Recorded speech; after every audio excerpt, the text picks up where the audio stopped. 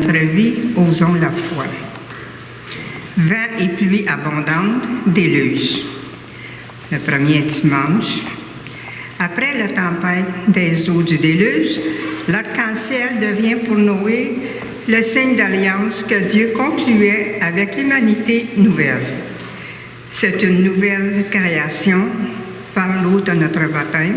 Nous sommes, nous aussi, recréés. Dieu fait de nous des vivants en nous faisant passer par la mort et la résurrection du Christ. Jésus passe des gestes. Quelles paroles je peux rendre plus vivantes ceux et celles qui traversent, comme Noé, un déluge dans leur vie. Bonjour mesdames, bonjour messieurs. Aujourd'hui, notre célébration est présidée par M. Guy Pelletier. Je vous invite à vous lever pour le début de la célébration eucharistique.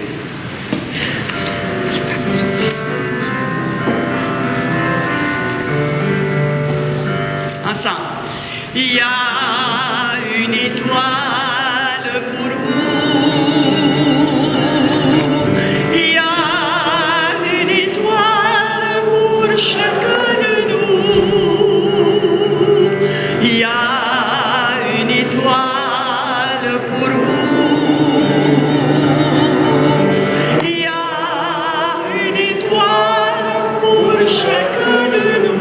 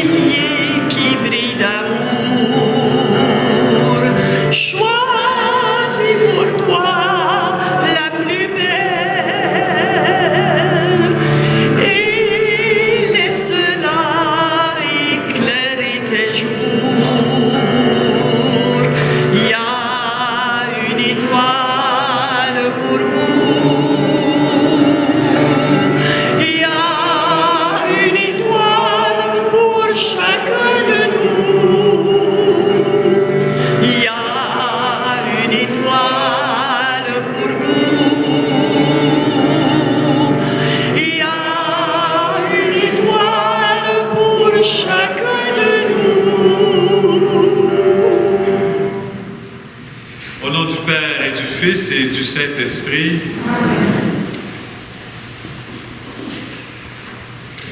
Que la grâce de Jésus notre Seigneur, sorti victorieux du désert, l'amour de Dieu le Père et la communion de l'Esprit Saint soient toujours avec vous.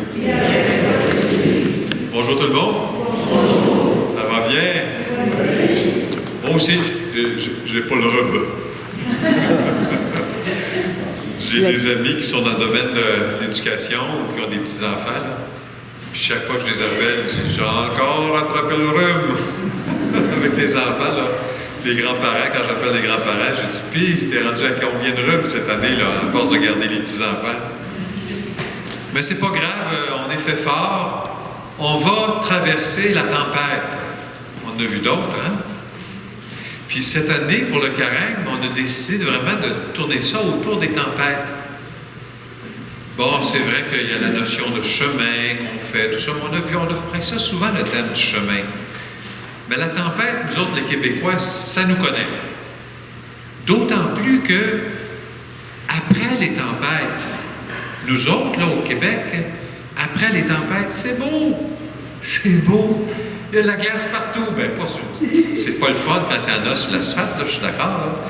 Mais quand il y en a partout dans les arbres, là, moi, j'ai des personnes qui sont arrivées d'Afrique, puis ils avaient peur du fret comme de tout. Là. Les autres, ils ont entendu parler des films d'horreur, du froid qu'il y a ici. Mais quand ils ont vu la glace, puis la neige qu'il y avait dans les arbres, ils trouvaient ça beau, Puis même le vent, puis là, c'est... la force de tout ça, là, ça nous inspire, mais en même temps, c'est effrayant. C'est un petit peu effrayant. Mais après, c'est beau. Mais ça ressemble à nos vies, ça, un peu, vous ne trouvez pas?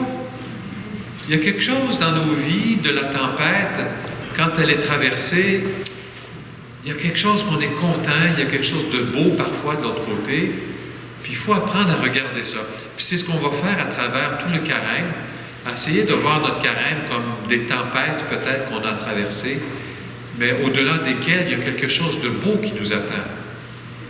À commencer par la mort de Jésus, quelle tempête plus importante pour notre humanité que ce jour où l'humanité a mis son Dieu sur la croix? Peut-on imaginer tempête plus importante?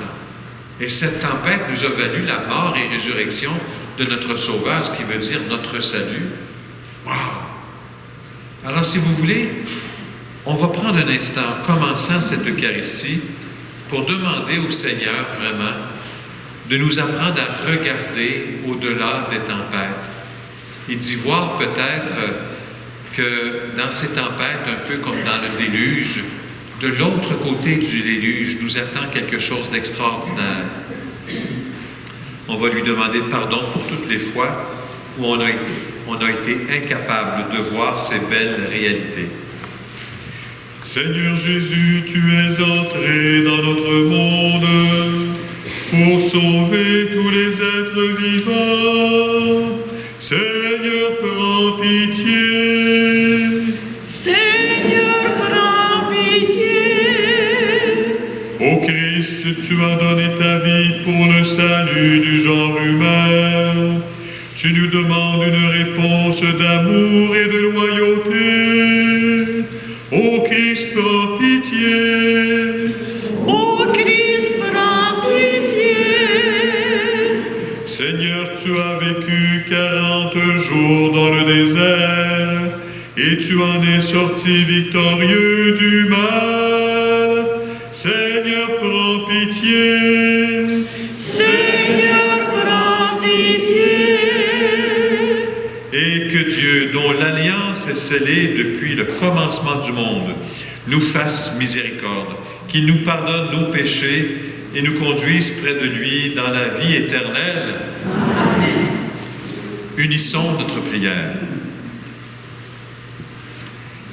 Dieu Tout-Puissant, toi qui nous invites chaque année à vivre le carême en vérité, donne-nous de progresser dans l'intelligence du mystère du Christ et d'en rechercher la réalisation par une vie qui lui correspond, lui qui vit et règne avec toi dans l'unité du Saint-Esprit pour les siècles des siècles.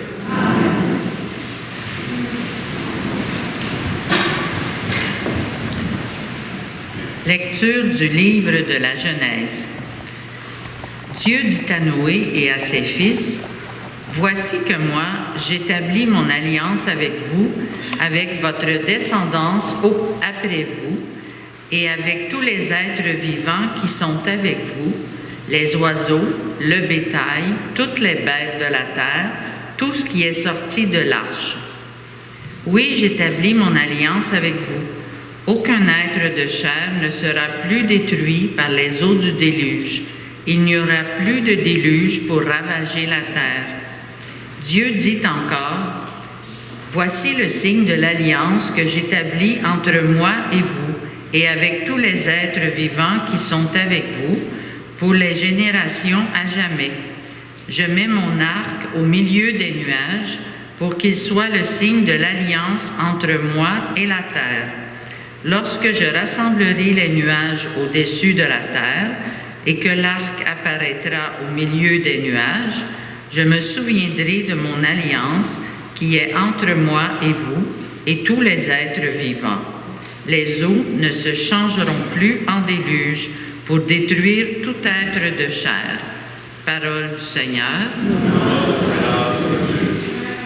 Ensemble, tes chemins, Seigneur, sont amour et vérité pour qui garde ton alliance. Seigneur, enseigne-moi tes voies, fais-moi connaître ta route, dirige-moi par ta vérité, enseigne-moi, car tu es le Dieu qui me sauve. Tes chemins, Seigneur, sont amour et vérité pour qui garde ton alliance.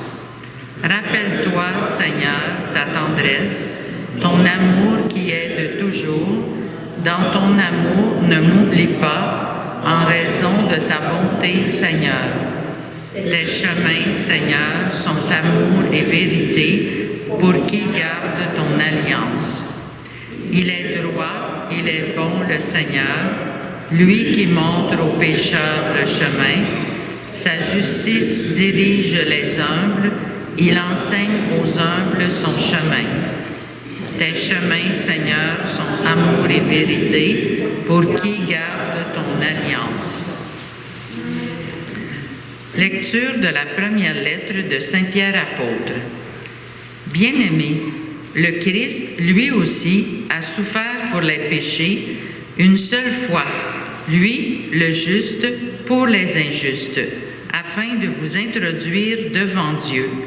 Il a été mis à mort dans la chair, mais vivifié dans l'esprit. C'est en lui qu'il est parti proclamer son message aux esprits qui étaient en captivité. Ceux-ci, jadis, avaient refusé d'obéir au temps où se prolongeait la patience de Dieu, quand Noé construisit l'arche dans laquelle un petit nombre, en tout 8 personnes, furent sauvées à travers l'eau. C'était une figure du baptême qui vous sauve maintenant. Le baptême ne purifie pas de souillure extérieure, mais il est l'engagement envers Dieu d'une conscience droite et il sauve par la résurrection de Jésus-Christ, lui qui est à la droite de Dieu, après s'en être allé au ciel, lui à qui sont soumis les anges, ainsi que les souverainetés et les puissances. Parole du Seigneur. Rendons grâce à Dieu.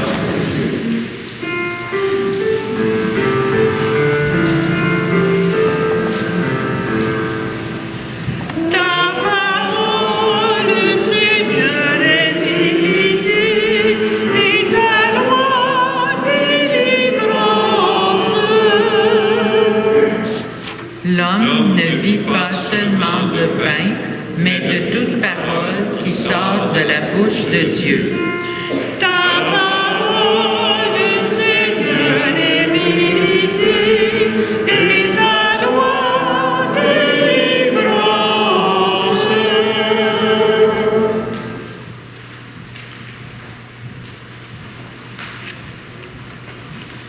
Le Seigneur soit avec vous.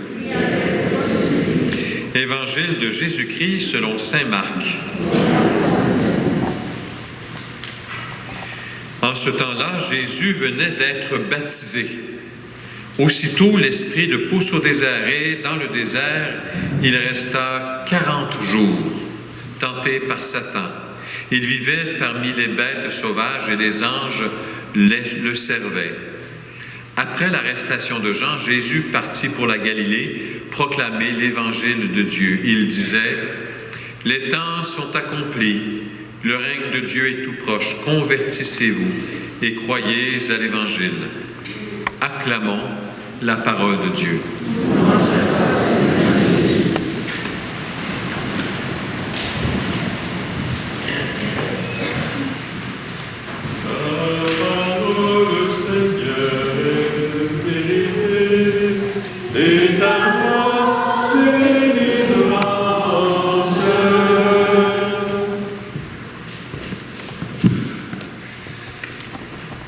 Il n'y aura plus de déluge, dit Dieu.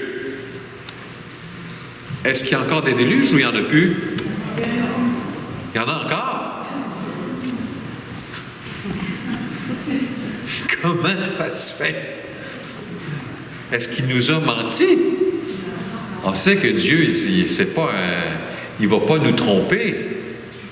Il faut qu'on regarde là, pourquoi il nous dit qu'il n'y a plus de déluge. Parce que le déluge, c'est une tempête, hein, on se comprend, là. Quand elle s'est mise à mouiller, là, c'était pas une petite pluie fine, là. Ça tombait des clous. Les Anglais, ils disent, il tombait des chiens puis des chats. Raining cats and dogs. Ça, c'est pesant, ça. Quand ça fait plouf dans le flac, là, c'est gros. Comment ça se fait qu'il y a encore des déluges? Paul parle du déluge comme une figure du baptême. Ah, tiens. Paul déjà nous dit que ce récit du déluge, c'est une figure. Un peu comme Adam et Ève. C'est un récit symbolique qui nous permet de saisir un peu plus profondément ce qui se passe, dans le fond, dans ces Écritures. En fait, les Écritures, qu'est-ce que c'est? C'est la révélation. C'est Dieu qui se révèle, il est en train de se dire. Puis le peuple juif, lui, c'était un des seuls peuples, à travers tous les autres, qui ont gardé une espèce de constance à travers les millénaires. Leur compréhension de qui est Dieu a toujours été la même. Puis il était complètement en contradiction avec tous les autres peuples. Parce que tous les autres peuples, c'était un Dieu fait à leur image. Imaginez, il était dans le champ pas à peu près. Alors que nous autres, on le sait que c'est le contraire. C'est nous qui sommes faits à l'image de Dieu. Dans le temps, le polythéisme qu'on appelle, Zeus, puis toute la kyrielle de ses petits-enfants qui étaient tous des dieux malcommodes, il était jaloux, il était pervers, il était menteur, il était violent, il était... Ça, c'est pas mal notre image, ça. Alors que c'est le contraire. C'est Dieu qui nous a fait à son image. C'est pas Dieu qui est fait à notre image. Alors, qui donc est Dieu? C'est ça qu'il faut se poser. Qu'est donc en train de nous dire le récit du déluge sur Dieu? Qu'est-ce qu'on peut comprendre de Dieu à partir du déluge? Ce qu'on peut certainement comprendre, c'est qu'après le déluge, Dieu dit, on le sait que c'est un récit symbolique, là, c'est fini le déluge, je ne veux plus faire ça. C'est comme si l'auteur, inspiré par l'Esprit Saint, avait compris que Dieu, c'est pas un Dieu qui punit, il faut enlever ça de notre tête. On a encore ces vieilles images du Dieu qui a le doigt dans les airs de même, puis qui dit « T'aurais dû faire ça ou t'aurais pas dû faire ça. » C'est pas Dieu, ça. Le psaume, il dit « Dieu est un Dieu qui sauve. C'est un Dieu de tendresse. » C'est-tu le micro qui fait ça? Ah, c'est mon chose qui fait ça? OK.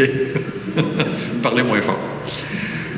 C'est un Dieu dont l'amour est de toujours. Un Dieu dont l'amour est de toujours. C'est pas beau, ça? Un Dieu de bonté, droit, juste, bon. Un Dieu qui enseigne, qui pardonne aux pécheurs. Hey, je veux dire, on peut-tu trouver d'autres compliments pour Dieu après ceux-là?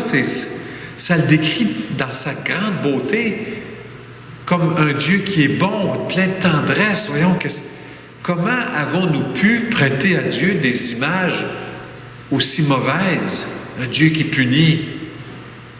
J'avais des amis, moi, que je ne fréquente plus, Dieu merci. Eux autres qui étaient convaincus que quand une tornade tombait quelque part, là, c'est parce que ce peuple-là le méritait et que Dieu les punissait.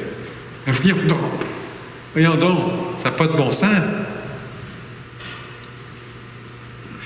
Puis là, il faut comprendre un peu ce que veut dire ce déluge-là. Saint Paul, il dit, c'est la figure du baptême. Puis il faut comprendre que la question des eaux à l'époque, c'était comme la frontière entre le monde de la lumière et le monde des ténèbres.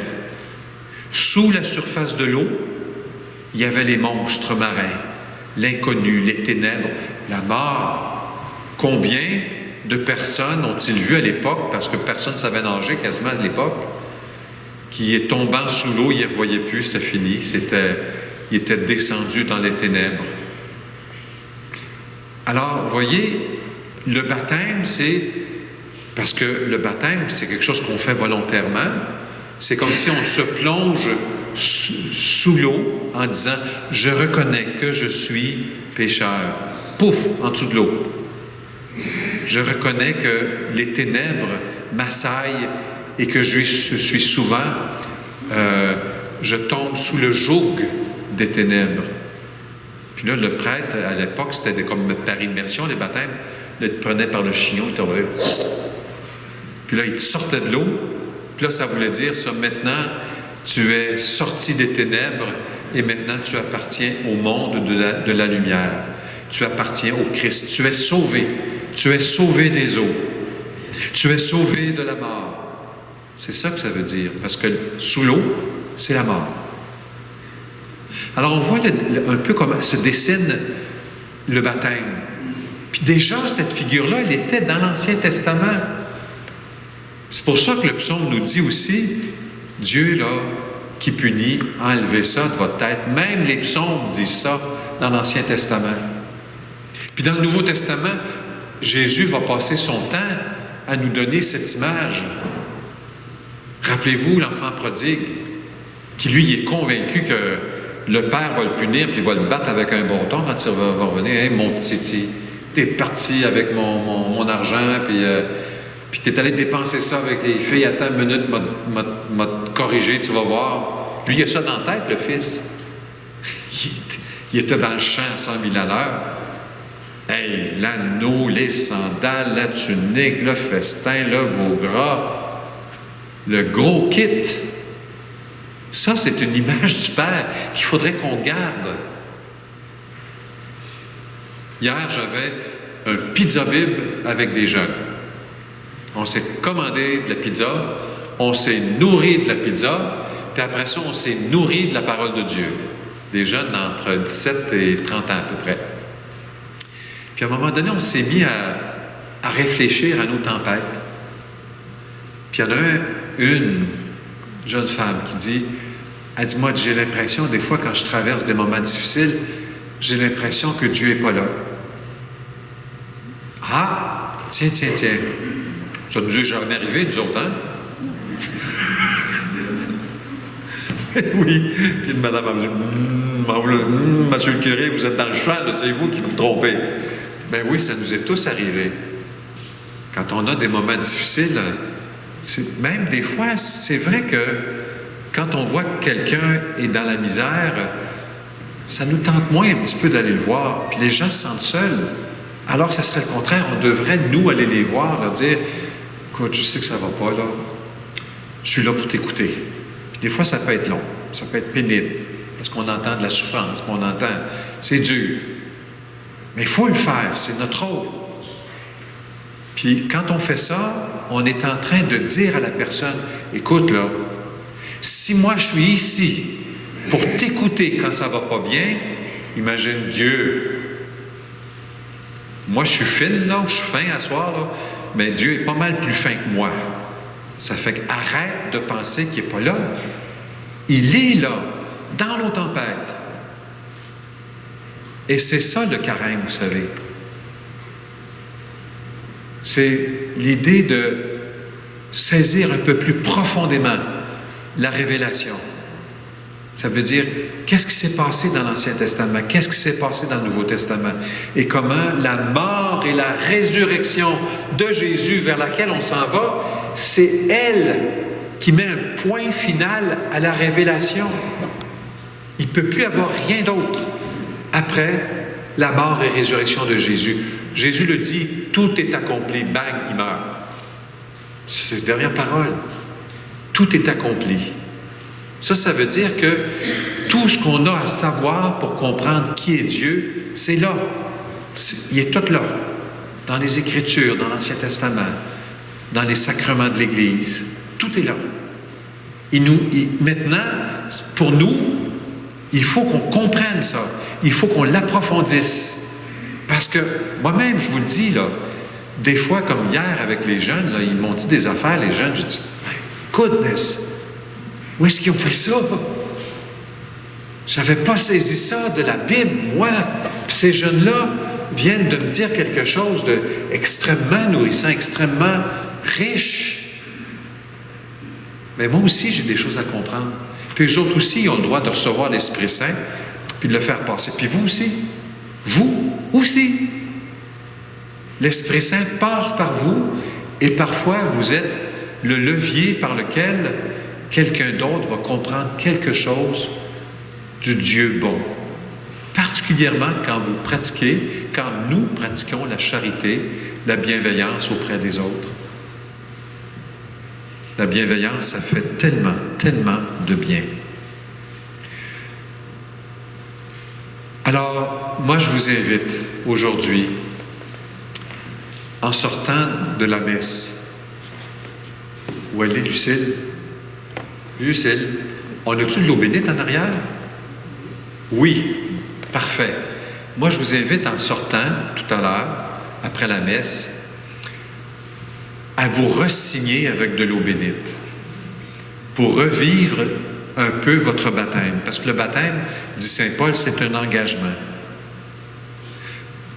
Quand vous allez rentrer votre main dans l'eau, vous allez dire, Seigneur, je sais que les ténèbres sont parfois dans mon cœur. Puis en sortant votre eau de la main, je choisis aujourd'hui la lumière au nom du Père, du Fils et du Saint-Esprit. Je vous invite à poser ce geste-là, comme pour cet engagement du carême, à dire, moi, là, pendant le carême, je veux poursuivre cette lumière et m'éloigner de tout ce qui est ténèbres dans ma vie. Les retournements sur soi, les égoïsmes, les jalousies, les rancœurs.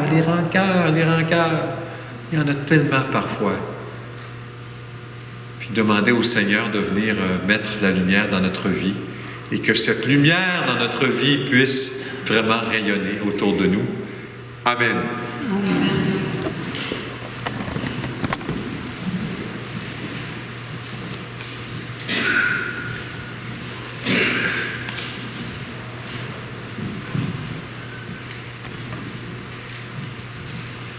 Si vous voulez bien, on va se lever et on va proclamer ensemble notre foi.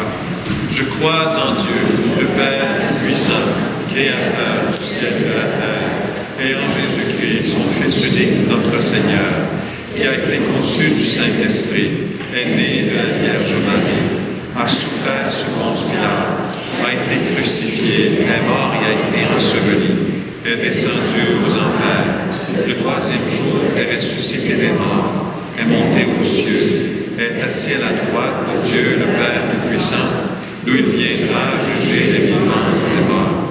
Je crois en l'Esprit Saint, à la Sainte Église catholique, à la communion des saints, à la rémission des péchés, à la résurrection de la chair, à la vie éternelle. Amen. Dieu a dit à Noé, « Je me souviendrai de mon alliance qui est entre vous et moi, et tous les êtres vivants. » Avec confiance en cette promesse, présentons au Seigneur les besoins de l'Église et du monde entier. Montre-nous, Seigneur, ton amour. Pour les catéchumènes qui se préparent à revêtir le Christ le jour de leur baptême, et pour les communautés qui les soutiennent et se réjouissent de leur présence, prions le Seigneur. Montre-nous, Seigneur, ton amour. Pour les gens qui vivent des remises en question et qui ont besoin de lumière pour leur avenir, prions le Seigneur. Montre-nous, Seigneur, ton amour. Pour les responsables politiques à qui est confié le soin de sauvegarder la paix sociale et de protéger les plus pauvres, prions le Seigneur. Montre-nous, Seigneur, ton amour. Pour les personnes malades et marginalisées qui comptent sur le soutien de professionnels et de bénévoles sensibles à leur détresse, prions le Seigneur. Montre-nous, Seigneur, ton amour. Pour les membres de notre communauté, appelés à reconnaître les fruits de l'alliance de Dieu avec l'humanité, prions le Seigneur. Montre-nous, Seigneur, ton amour. Seigneur, accueille aussi toutes nos prières pour nos proches qui ont besoin de nous, pour tous nos frères et sœurs en humanité, victimes de la guerre, de famine, de pauvreté. Montre-nous, Seigneur, ton amour. Dieu, notre Père, ton alliance avec Noé nous donne la certitude de ta prodigalité au-delà de toute frontière. Accorde-nous l'audace et le courage de promouvoir la justice et la paix de ton royaume partout dans le monde et exauce notre prière par ton Fils Jésus, notre Seigneur. Amen.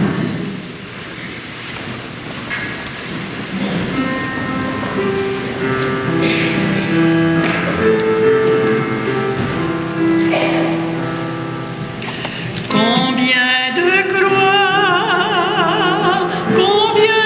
pierres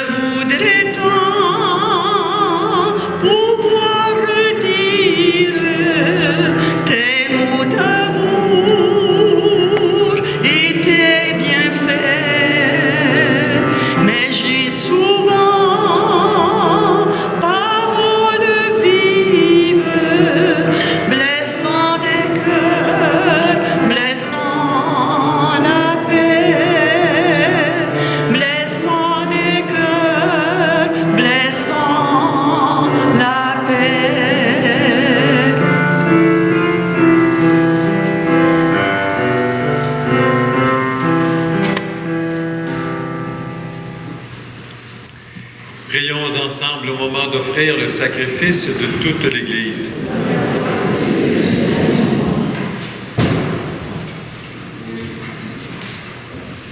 Alors que nous célébrons les débuts de ce temps très saint, nous te prions, Seigneur.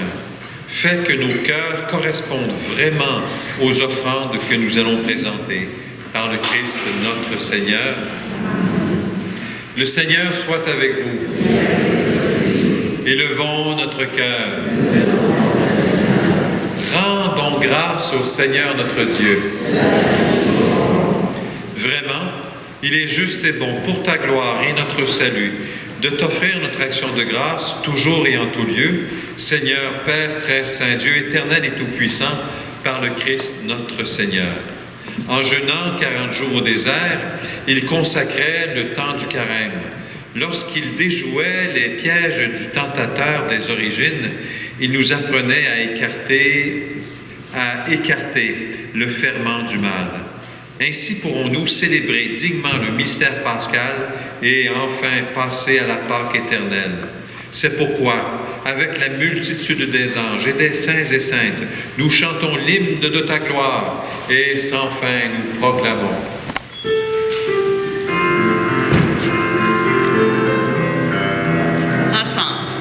Tu es saint, Dieu de l'univers, tu es saint, Dieu de l'univers, Hosanna, au plus haut des cieux, au plus haut des cieux. Tu es saint, Dieu de l'univers, tu es saint, Dieu de l'univers.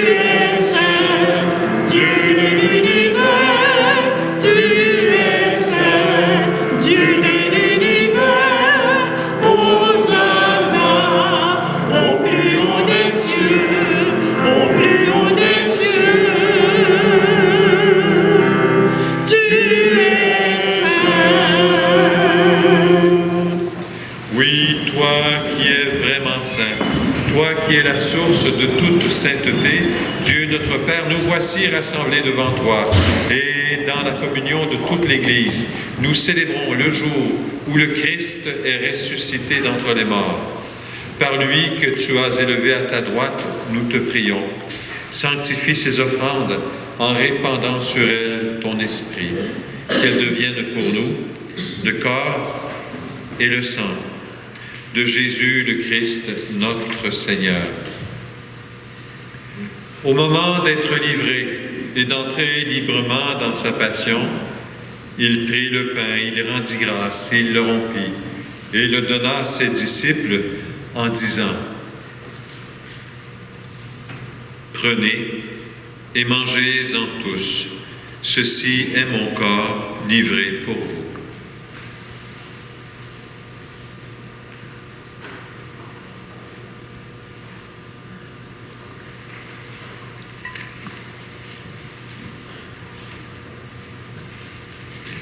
De même, après le repas, il prit la coupe. De nouveau, il rendit grâce et la donna à ses disciples en disant : « Prenez et buvez-en tous, car ceci est la coupe de mon sang, le sang de l'alliance nouvelle et éternelle qui sera versé pour vous et pour la multitude en rémission des péchés. Vous ferez cela en mémoire de moi. »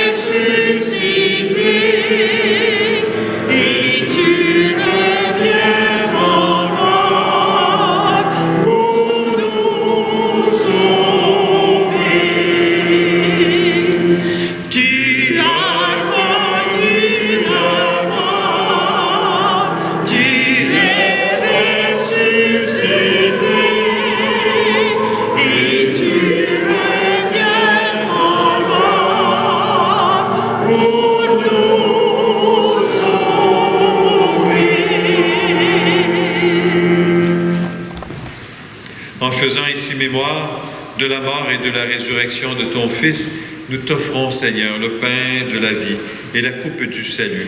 Et nous te rendons grâce car tu nous as estimés dignes de nous tenir devant toi pour te servir. Humblement, nous te demandons qu'en ayant part au corps et au sang du Christ, nous soyons rassemblés par l'Esprit Saint en un seul corps. Souviens-toi, Seigneur, de ton Église répandue à travers le monde. Fais-la grandir dans ta charité avec notre pape François, notre évêque Christian, et tous les évêques, les prêtres, les diacres, et ceux qui prennent soin, qui ont la charge de ton peuple.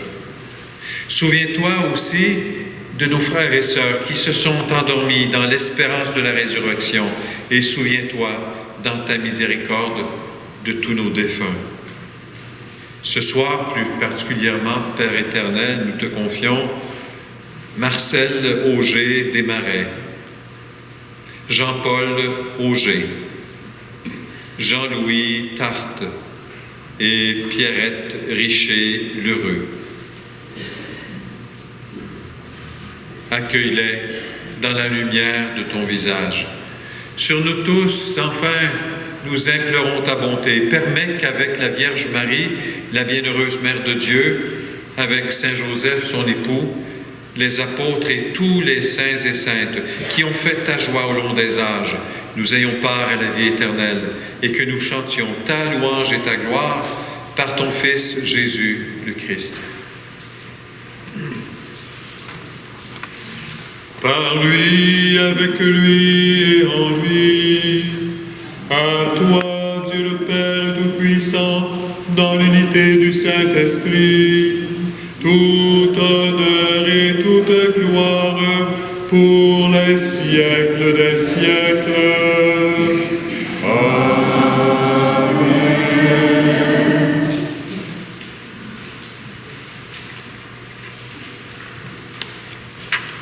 Frères et sœurs, confiants que dans les tempêtes, les pires tempêtes de notre vie, jamais, jamais le Seigneur ne s'est éloigné de nous. Confiants dans cette présence, adressons-lui cette prière. Notre Père, qui es aux cieux, que ton nom soit sanctifié, que ton règne vienne, que ta volonté soit faite sur la terre comme au ciel. Donne-nous aujourd'hui notre pain de ce jour. Pardonne-nous nos offenses, comme nous pardonnons aussi à ceux qui nous ont offensés. Et ne nous laisse pas entrer en tentation, mais délivre-nous du mal. Délivre-nous de tout mal, Seigneur, et donne la paix à notre temps. Soutenus par ta miséricorde, nous serons libérés de tout péché, à l'abri de toute épreuve. Nous qui attendons que se réalise cette bienheureuse espérance, l'avènement de Jésus-Christ, notre Sauveur.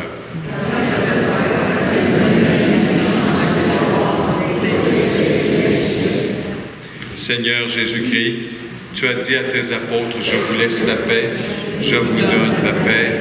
Ne regarde pas nos péchés, mais la foi de ton Église. Pour que ta volonté s'accomplisse, donne-lui toujours cette paix et conduis-la vers l'unité parfaite, toi qui règnes pour les siècles des siècles. Que la paix du Seigneur soit toujours avec vous. Frères et sœurs, donnez-vous la paix.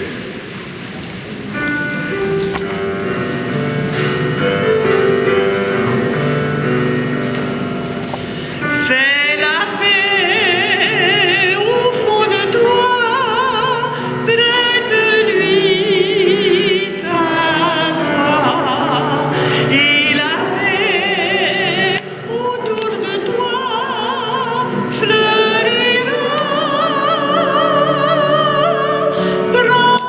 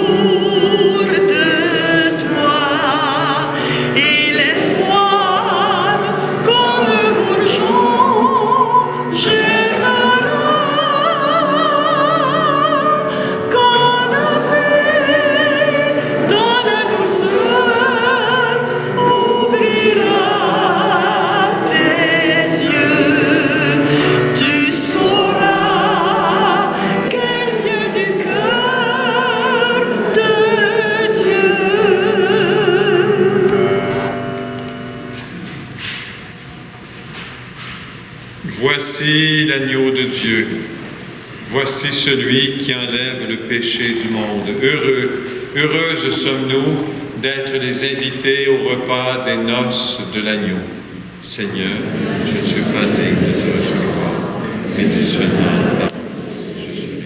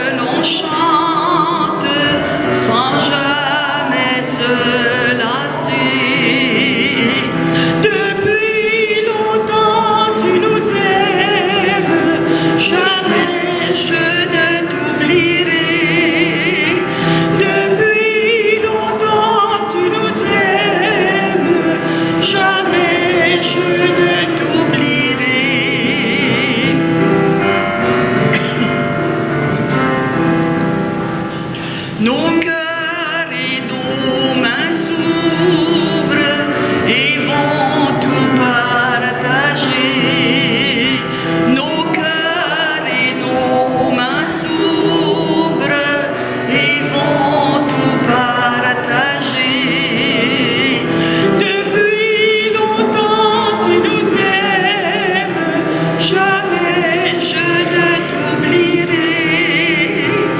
Depuis longtemps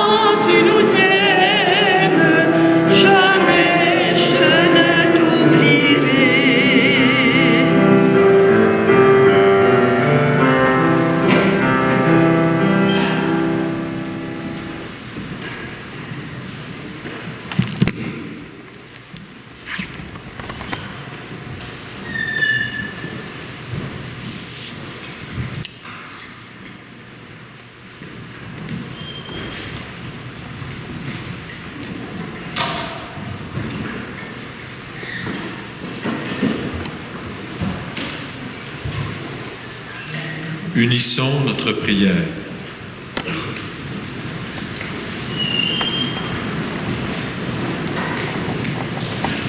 Que descende sur ton peuple, Seigneur, l'abondance de ta bénédiction, afin que, dans l'épreuve, les tempêtes grandissent l'espérance, que dans la tentation s'affermisse le courage et que soit accordée la rédemption éternelle. Par le Christ notre Seigneur. Est-ce que des annonces, Lucille? Non, c'est correct? Oui? OK. Bientôt va devenir disponible les jours où il va y avoir, les soirs ou le jour, qu'il va y avoir des célébrations du pardon. Alors, ça va être mis bientôt à la disposition.